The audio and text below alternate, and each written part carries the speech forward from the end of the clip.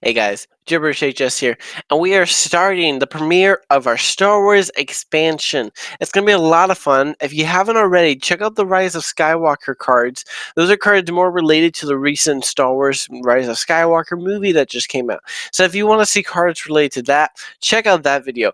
But this video is going to be starting on our first ever Star Wars expansion. Just like if you watched the Friends expansion custom card review, it's over a series of videos. I'm going to be talking and showing you guys custom cards that I have made or other people have made of custom cards that we have made for Star Wars. And so we have made 135 cards for this expansion. It has taken a lot of work, but we are really excited to premiere it. So we're going to start with just Paladin today. I don't have a whole lot of time to make a video. I've been busy wiping my computer and getting it cleaned and stuff like that, and then all kinds of stuff is going away. So I apologize for the quality of this video, and in the future it will look a lot better. But for now, we're going to be going over these classes and all that. And so before we started on the cards for Paladin, I wanted to talk to you guys as how I have broken down the classes for this expansion. So if you remember my Friends expansion, I gave each Friends character a class, and I kind of try to evolve the class around their tastes and cards around them. And it's similar with Star Wars, but a little more complicated. And by that, I just mean more sections. So how this works is each class is in a category. Those categories are Republic, Empire, Jedi, and Resistance. So what I mean by all those four sections is that Republic, you're going to be cards mainly from in the Clone Wars era. These are going to be cards where you'll see cards like Padme Amidala, Anakin Skywalker, cards like that. And you'll also see a lot of clone cards in this expansion. In this expansion, clones are their own category, just like mechs are and Murlocs, their own tribe. So clones have their own tribe, so you will see throughout the expansion cards that synergize with clones. So clones are mainly going to be seen in Paladin and Priest and Neutral. All right, and then when it comes to Empire, that mainly refers to Empire and the First Order and the Separatists. Now, mainly that will be just Empire and First Order. The Separatists will mainly be in the neutral, but so like Warlock will have cards like the Emperor, Rogue will have cards like Darth Vader, and Warrior will have cards like Kylo Ren. Jedi cards are going to be more in Hunter and Shaman. Hunter will be cards where you'll see like Yoda, and Shaman will be cards where you'll see cards like Obi-Wan Kenobi. These are cards that are mainly only Jedi, where they're more rooted in their beliefs. Next is the Resistance. This is from the Rebels and the original trilogy, and the Resistance and the sequels. So mainly you'll see cards like Rey and Leia in these classes. So now that I got that out of the way, let's get into the cards. This is going to be a really fun one. Paladin is one of my favorites because since it's Republic, if you like Clone Wars, you're going to really like this class. So Paladin is mainly focused on the Domino Squad. So if you like Star Wars Clone Wars, this is the class for you. So our first card is Cutup. As you can see, Cutup is a clone, and he is a 1-cost 3/1 clone for Paladin, and he's a common. Death Rattle, deal 2 damage to a random enemy minion. This is kind of to signify his firing his blaster gun, stuff like that. So a lot of times, if I say I'll deal 2 damage for like a clone or a droid, it's mainly trying to like synergize them using their blaster. So not much to say as a card. This card's pretty good, really good for board control and stuff like that. But as in the expansion actual Star Wars universe, Cutup is a character, one of the clones that dies pretty fast within the series. You see him more throughout the show when they're training the Domino Squad training, stuff like that. But he is a fun card to make, and I enjoyed making him.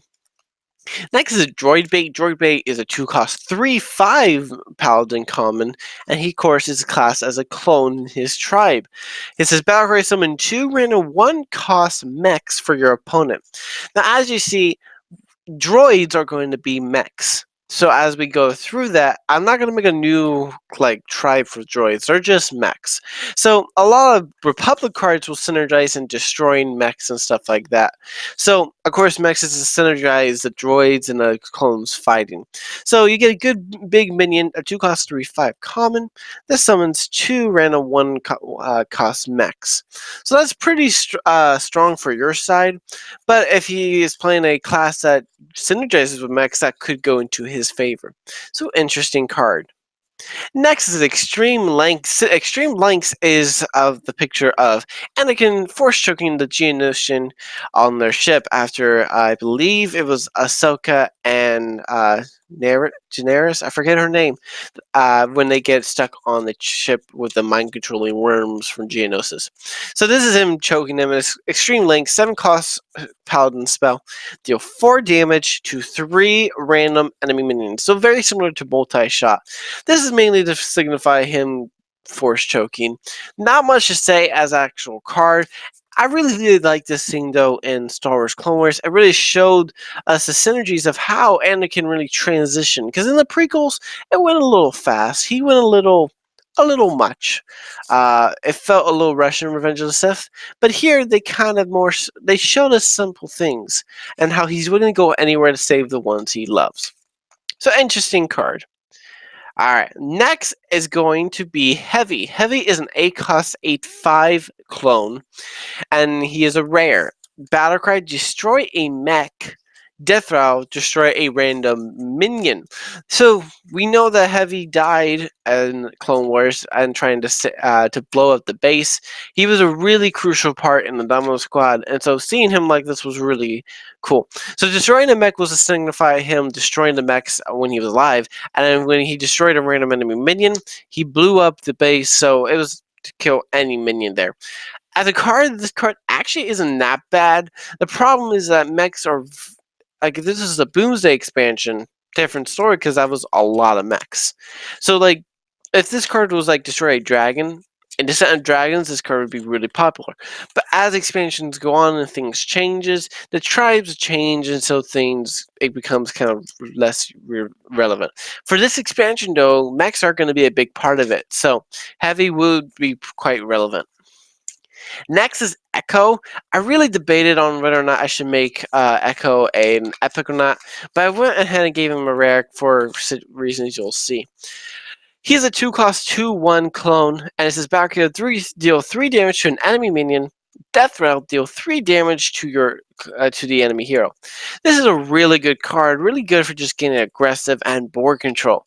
Very similar to Corrosive Breath, the Hunter's spell that has a requirement of you holding a dragon to deal 3 damage to the minion and the enemy face. This card is like that, but it's on a minion and a Death Rattle and Battlecry. The fact that it's a Battlecry and Death Rattle makes it much more valuable to synergies. So Echo is one of my favorite clones from the Domino Squad. He's my second favorite to 5s, and I really enjoyed him. He was a really cool character, and it was sad to see him kind of go out the way he did. Alright, next is Captain Rex. Captain Rex is a 4-cost 5/5 epic clone. Battlecraft deals 6 damage, randomly split among all enemy minions. This is really just signify him shooting with his 2 pistol guns. I really enjoyed Rex. He was such a cool clone, and I can't wait to see him back in Season 7 of Clone Wars. He's just such a cool card, and it comes with a really good body. So next is the Arc Trooper 5s. He's a 6-cost 4/5 epic Death Rattle. Deal 3 damage to all enemies. So dealing 3 damage to all enemies is really just it is more of a moral support for 5s. 5s really dealt a lot of damage when he when he figured out of the chip that was meant to get rid of the Jedi. And I actually, as much as I liked 5s, I thought it was kind of cool the way they let him go out because it really showed. And without him doing this, we wouldn't have seen Rex, Gregor, and Wolf survive what happened in Order 66. So, because of that, I really enjoyed that. As a card, the card is very good. The Domino Squad is a 10-cost Paladin spell. It's an epic. Summon all 5 members of the Domino Squad. So this would give you every Domino Squad member that we had. So Cutup, Droid Bait, Echo, Fives, and oh my mind blank. Heavy. So you get all 5 of those, which is really strong and probably an overpowered spell, if we're being honest, in actual game. But I couldn't help myself making this card. It was just so cool. And finally, we have our 2 legendaries. So if you saw my Rise of Skywalker video, you know that there's a twist to the legendaries in the class. We have hero cards in this expansion. Major Star Wars characters will get their own hero card. So, before we get to the hero card, let's get to the first legendary. Padme Amidala is in the Paladin class. She's a 2-cost 2/3 Paladin card. She's a legendary. It says battle create. If you don't have any mechs in your deck, then equip Anakin's lightsaber. So, if you don't know, Anakin's lightsaber is a 5-cost 5/2 lightsaber weapon. It's really strong in the fact that you just get it for free.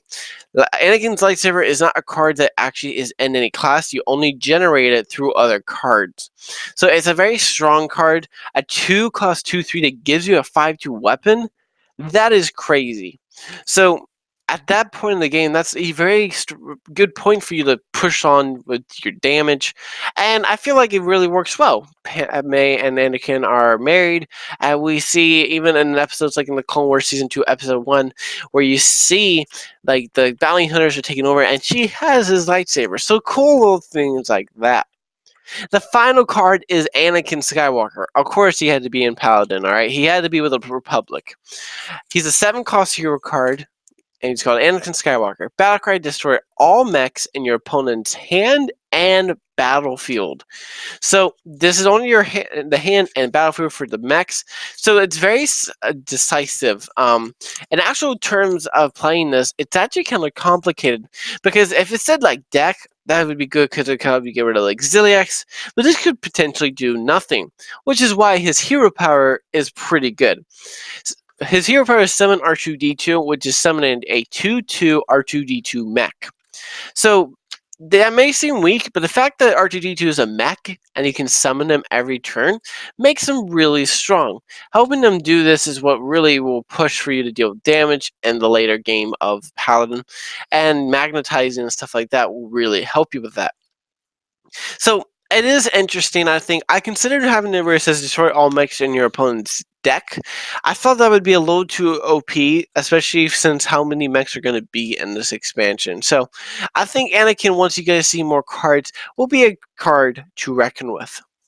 And there you go, guys. That's my Paladin review for the new Star Wars Premiere expansion. So I'm really excited to go over these guys with you guys. I really miss doing them, and so I'm really glad to be back with you guys. And I hope to see you guys again. I just recently got 3 new subscribers in one day. I really appreciate you guys for all your help, and you helped me break 2 videos over 200 views, which is the first for me. I really appreciate it, guys. So thank you so much for the support on the channel. I'll keep putting up a video every day if I can, and I'll see you guys in the next video. Bye!